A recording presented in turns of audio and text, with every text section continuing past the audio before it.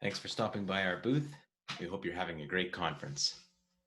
Welcome to this presentation about seed production and speed breeding. My name is Patrick Friesen and I'm the plant scientist here at BioChambers. A little background about me. I did my PhD at the University of Toronto in applied whole plant physiology. My family and I then moved back to Winnipeg in 2015, where I began working here at BioChambers. During this time, I've also completed a postdoc and instructed at the University of Manitoba Plant Science. Here at BioChambers, I work in education and outreach, sales support, and R&D. And part of what I do here at BioChambers is write these reviews or guides. This one here is on the importance of fresh air intake into plant growth chambers and rooms and the potential for CO2 drawdown. This next one is about how far-red photons affect plant growth and development and how to adjust the amount of far-red in your growth chamber or room. And this most recent one is about the humidity inside your growth chamber or room, more specifically the vapor pressure deficit, and how that affects plant growth and how you can control it, and the available humidity options. And so for this talk, I'll be covering all the following in the context of how best to use your growth chamber or room for either seed breeding or seed production, speed breeding or seed production. Although there are many similarities between speed breeding and seed production, there are also some important distinctions. Speed breeding can be described as crossing the greatest number of plants within a space, growing them as quickly and efficiently as possible within a growth space while producing viable seeds for the next generation of decent quality. Seed production can be described as producing the most high quality seed as possible within a growth space, quickly and efficiently, finding the balance between the amount and quality of seed and the time it takes to produce it. I won't talk about techniques to recover plants from immature seeds or anything else like that. That's discussed in this paper here, Nature Protocols by Gosh and others. This other one is also from the same group, which is more the results of their success with speed breeding, and they show and give really good examples of how they really did reduce the number of seed-to-seed cycles in a given year for a variety of crops. So first, I'm going to talk about potting up your plants, and we'll start with your soil or growth medium. It's important to have a stable pH, cation exchange capacity, water holding capacity, and good aeration and water availability for the plants. And it's important to have those nutrients readily accessible and available to plants when growing them quickly, as often they will grow faster than their ability to take up nutrients. And this is especially so in potted plants. Gosh and others talk about calcium deficiency in their paper when you do this. The other important thing is pot size, and pot size affects plant size. Porter and others did a meta-analysis on this, and they found that on average, a doubling of pot size increases biomass by 43%.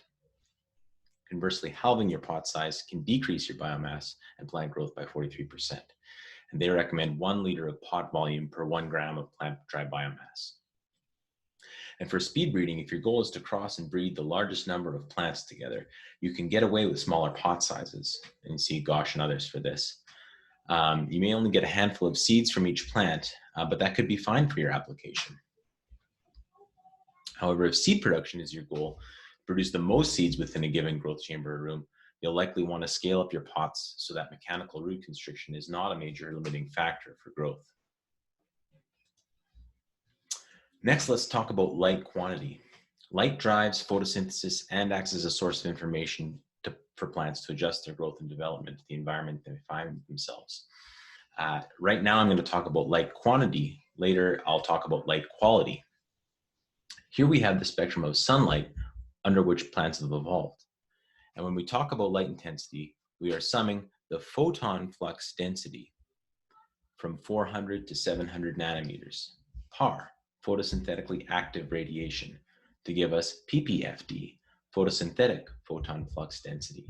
And that's the unit of measurement for light intensity. Light intensity is one aspect of light quantity. And so light intensity, or ppfd, is instantaneous, whereas another parameter, DLI, is how much total light plants receive per day, like a rain gauge. And if you have a very straightforward traditional on-off growth chamber schedule, you can calculate this and scale it up from micromole per square meter per second to mole per square meter per day. And you can increase the total amount of light you give them. You can increase your DLI by either increasing your ppfd or your photoperiod, the day length. And increasing the DLI via day length is the basis of speed breeding.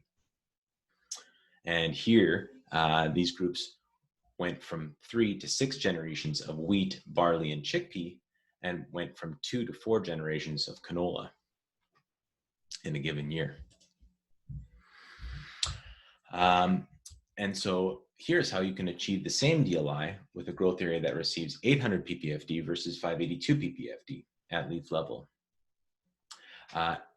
800 ppfd for 16 hours is the same DLI as 582 ppfd for 22 hours. And maybe you have equipment that can only achieve 582 ppfd. By extending your photoperiod, you can achieve a greater DLI and likely speed up the growth of your crop. So now why not go for continuous light 24 hours a day?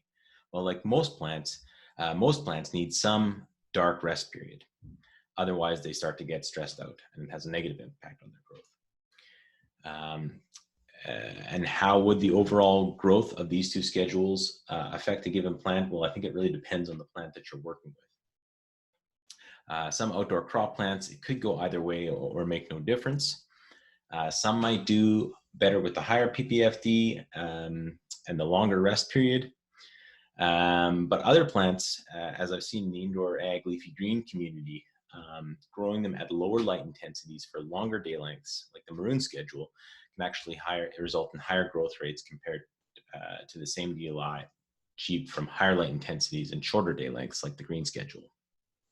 This is because plants use increasing ppfd light intensities less efficiently and have to invest in processes to dissipate this energy as heat. At some point, prolonged high light intensities can become stressful. And if this becomes especially true if the demand for nutrients cannot be met.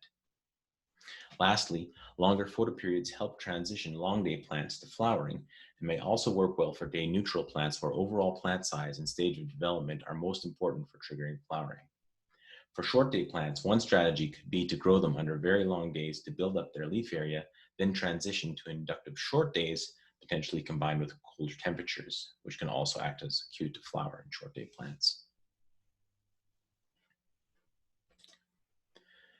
And now with dimmable LED technology, our new highlight growth rooms that we've just released, they can create light schedules similar to that of the sun on a clear day. And here's what we did. We made a schedule that mimicked sunlight on a clear day, modeled after this paper from Valera et al. And we have our 10% limits of our dimming capacity, but other than that, it fits it to a T.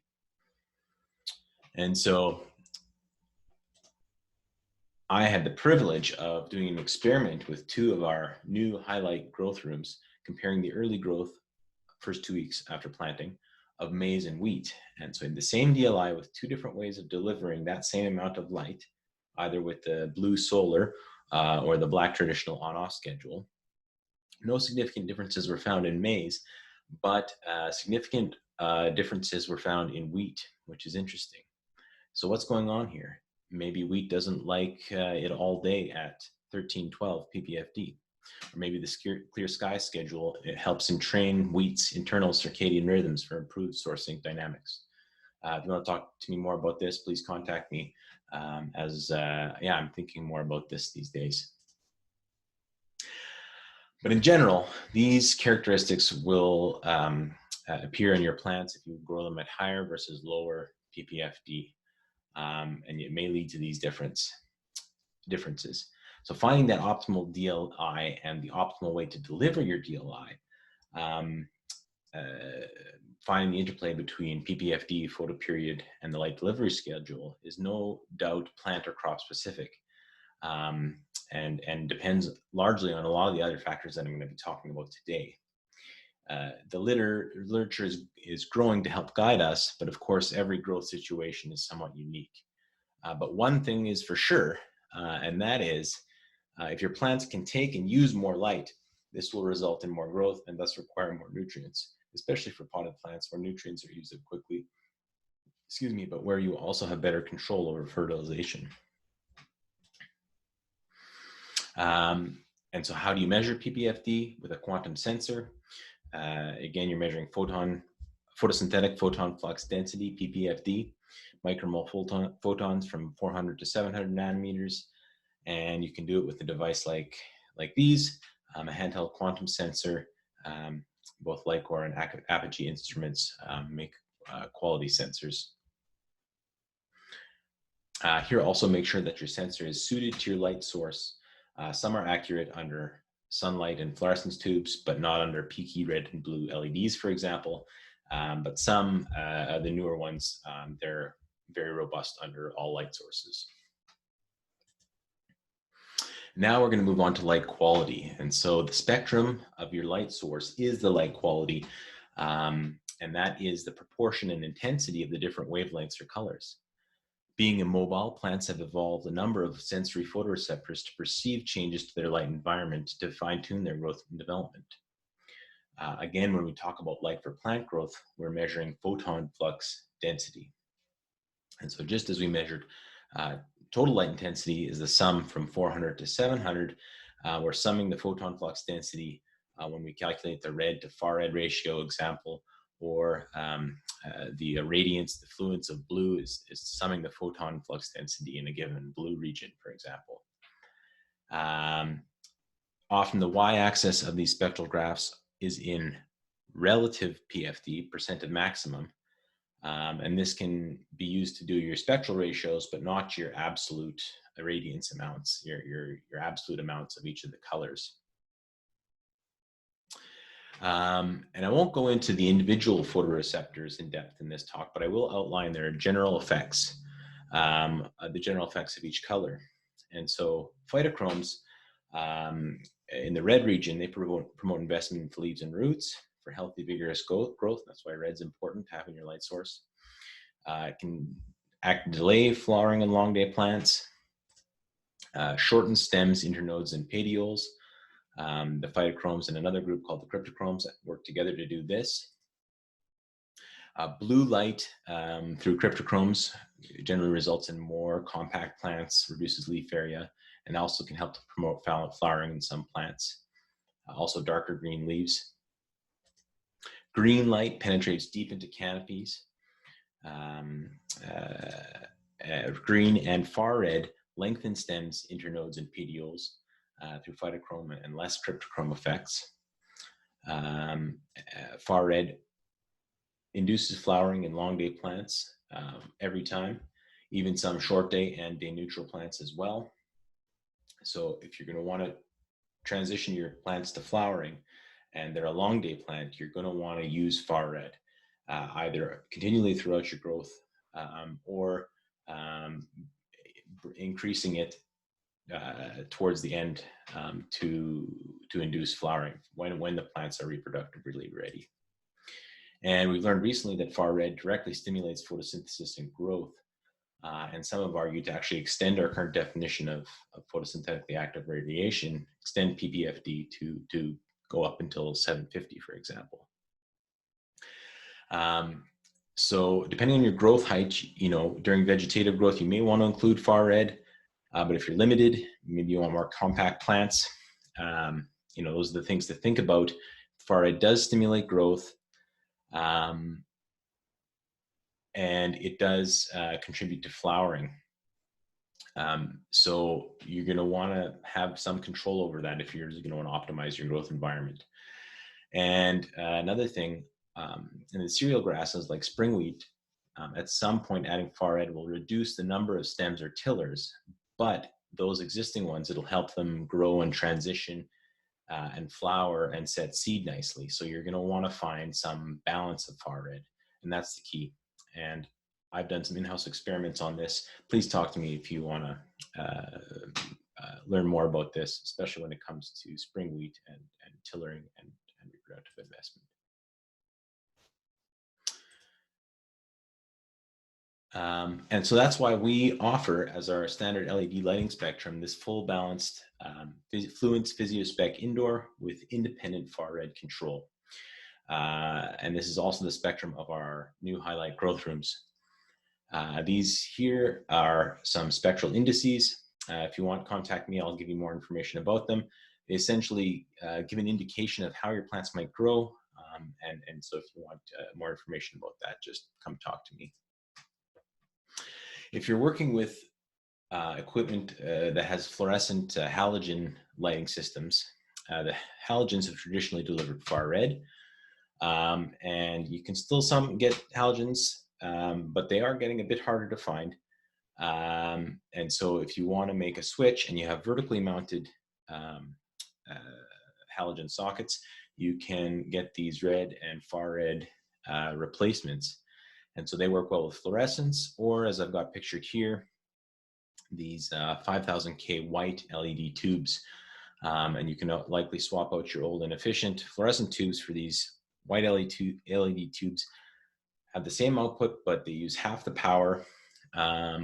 Main thing to check here is that your ballasts are compatible. And so here we have two configurations with the 5000K white LEDs tubes with either these red and far red fixtures from Total Grow, or these white, red, and far red fixtures from Philips. And so this is roughly what they would look like if the chambers were filled with them. And in both cases, you get a nice balanced spectrum. You get appreciable amounts of far red and a nice high red to far red ratio. You don't want to let the red to far red ratio drop too much below 1 for sure. And if you want more information about this, please look at the guide online.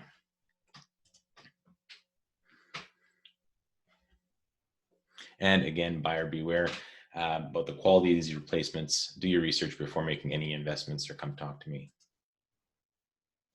And so what kind of gadget do you need to measure the spectrum of your light source? You need a spectrometer, or sometimes called spectroradiometer. And again, Lycor, Apogee, and Ocean Optics make nice units. Next, I'm going to move on to temperature and growth temperatures for your seed production or speed breeding operation. And so here we have a range of optimal temperatures for photosynthesis, CO2 assimilation, for each of the sort of 3 photosynthetic types found in higher plants.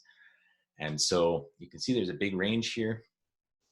And CAM, because they CO2 take up CO2 at night, it's lower than what you might think. So there's a big range.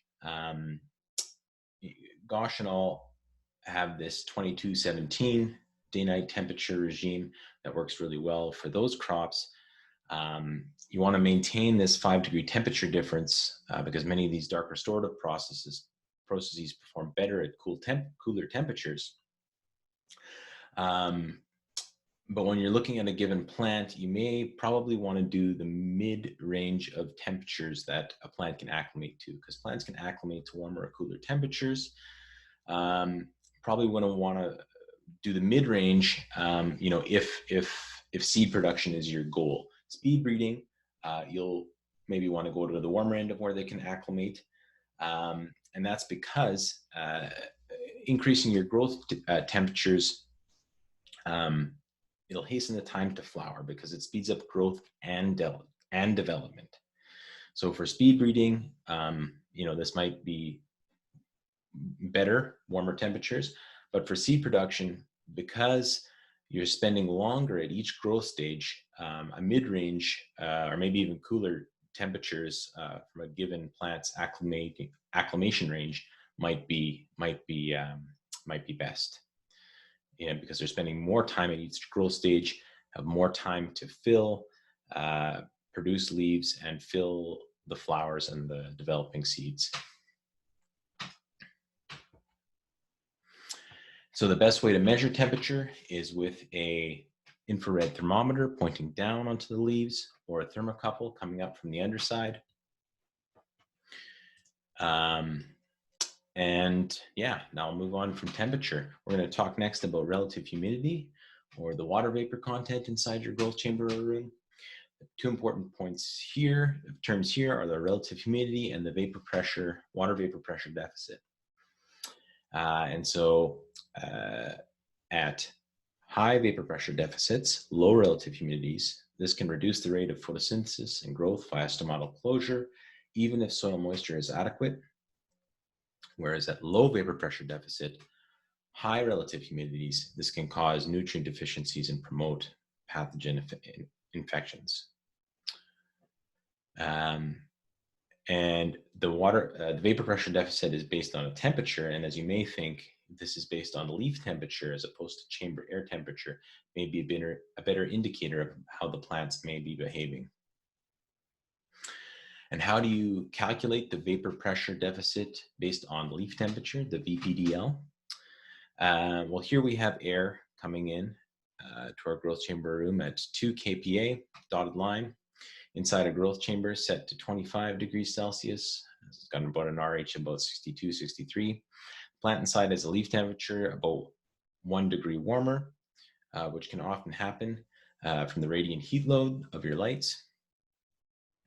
And so the vapor pressure deficit is 3.3 minus 2, 1.3 is your VPDL. Okay, and so that air with 2 kPa vapor pressure has a dew point temperature of 17.5 degrees Celsius. And then here, this is where water will condense and form dew. And so this saturation vapor pressure is also available as a table. You can manually calculate this or set up a spreadsheet.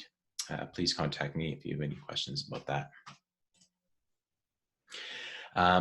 But the big thing here is if you have equipment that doesn't have humidity control, there can be big seasonal differences and geographic differences in the relative humidity and vapor pressure deficit inside your equipment. And so here I've contrasted Winnipeg, Manitoba, Canada, where we are, with Tallahassee, Florida, United States. And so if you take that air from the outside, average humidity and temperature in the month of July, and you bring it up to 21 degrees inside a growth chamber, you have a VPDL of 0.88 or 65% RH, which is actually pretty good, for Winnipeg. But in Tallahassee, you're going to be condensing water all over the place. You're going to be greater than 100% RH. Mind you, this chamber will likely be in an air-conditioned building, right? So this would probably be, not quite this extreme, but it'd be getting there. Conversely, though, you take Winnipeg in January, that's super dry air. And so you're going to have super high VPDLs and low RHs. And, even in Tallahassee,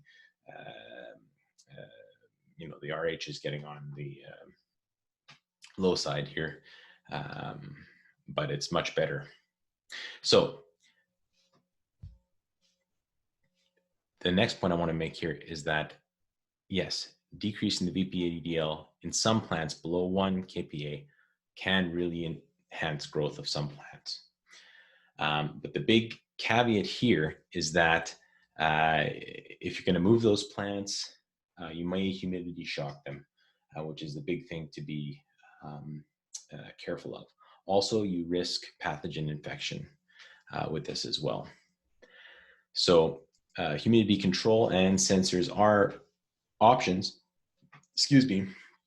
but if you don't have humidity control, ways you can increase the relative humidity and lower the VPD are increasing the number of plants inside your chamber because they're transpiring water vapor, overwatering, some wet rags, just make sure they don't get moldy,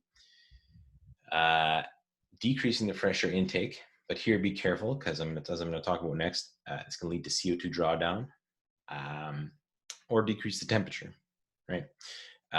Ways to increase the VPDL or lower the relative humidity: increase the temperature, remove some of the plants, and in most cases, making sure your fresh air intake is open all the way.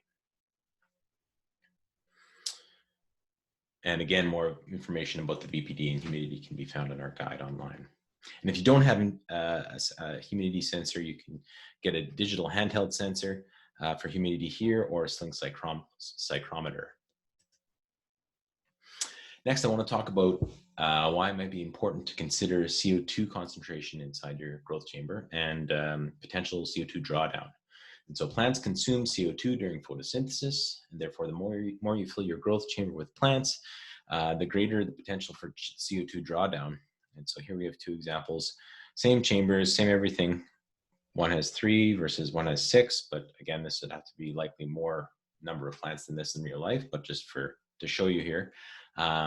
With less plants, air comes in at 400 ppm inside this well-mixed air parcel. The plants are photosynthesizing and bringing down the CO2 concentrations during the day to 350, and that's what you're going to measure on the exhaust air. Versus here, it comes in at 400, and it can get down to, let's say, 300 ppm. And again, this is what the plants are seeing. The other factor is the fresh air intake into your equipment. And here we have a chamber with 20 cubic feet per minute, CO2 coming in at 400 ppm and leaving at 290. And here we have a chamber with much greater airflow, fresh airflow at 50 cubic feet per minute, comes in at 400 and leaves at 370 only. And so the drawdown is much less here, and the plants are seeing higher CO2 concentrations. I did some experiments with this with maize and soybean, where you can actually show that this is the case. And so here we are at full fresh airflow. We have a less than 40 ppm drawdown. Things are in good shape here. But as you close that fresh airflow, you can get up to 160, 180-ish drawdown. And, at these concentrations, if your air coming in is 400, this can really slow growth. And so, the big variable here, as you probably guessed, is the CO2 concentration coming into your growth chamber. Often they're in buildings, so people are breathing, so it's higher to begin with, and can vary from urban to more rural locations. That's the big variable here. But if it is coming at ambient atmospheric around 400, or let's say 375 here, you reduce that to 188 ppm, you get a 50% growth reduction in C3 plants. Most plants are going to show a strong reduction with CO2 concentration. So to counteract CO2 drawdown, one thing you might want to consider is additive CO2. And so additive CO2 in situations where you have a big CO2 drawdown can be used to bring it back up to ambient or even elevate it further. And so just to clarify situations where you may get a significant drawdown, this is likely in large rooms where you have lots of tall plants growing under high light intensities. And in these situations, often the fresh air intake just can't keep up. And so here would be these situations are where additive CO2 is strongly encouraged. If you want your plants to be growing under 400 reliably, let's say. But you can also use additive CO2 to stimulate plant growth. And so this research has been going on for decades. Here are two reviews, one by Henrik Puder and the other by Leif Mortensen. And there is this strong difference. Again, much stronger in C3 than C4, and crop species maize. There's very little growth stimulation actually in most studies. Other effects of elevated CO2 are that this excess carbohydrates can exude from roots, and then they can feed the mycorrhizae and rhizobia, so you get more of that growth in those plants. Legumes and mycorrhizae, which can improve general growth. But can also reduce iron, zinc, and protein content of seeds, of grains, and Myers and others have shown this. And so research was going on for decades, but people were confused as to why two different studies with the same plant species were showing these different effects, this different stimulus of CO2 on plant growth. And the big reason is that if you scale up your CO2 concentrations, you have to make sure that your fertilizer, your light, and your pot size also scale with that. Otherwise, you can get very just short-term growth response, and then the plants will down-regulate their photosynthesis and growth because they have these feedback effects. And so that is the crux of it. And you probably don't want to go, 800, 700, 900 is recommended. Don't want to go more than 1,000 generally. Can become toxic to some plants, and you'll be going through a lot of CO2. It'll be leaking out. It'll be wasted. And 700 to 900 is good, and it probably fits with your budget and your human resources to switch the tanks and all that.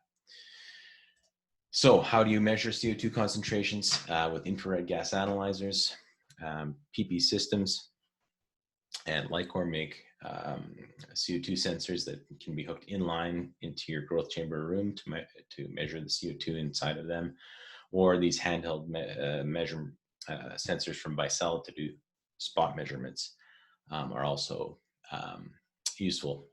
So with that, I want to thank you very much for listening to this presentation. If you have any questions about anything you've heard today, please contact me. If you'd like guidance for your crop, please contact me.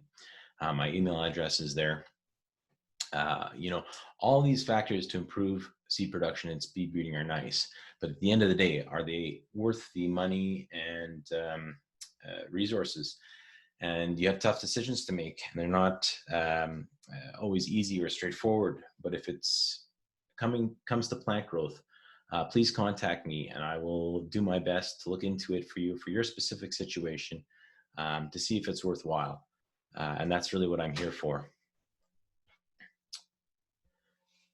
Thank you again for stopping by our booth, and we hope the rest of the conference is great. Thank you.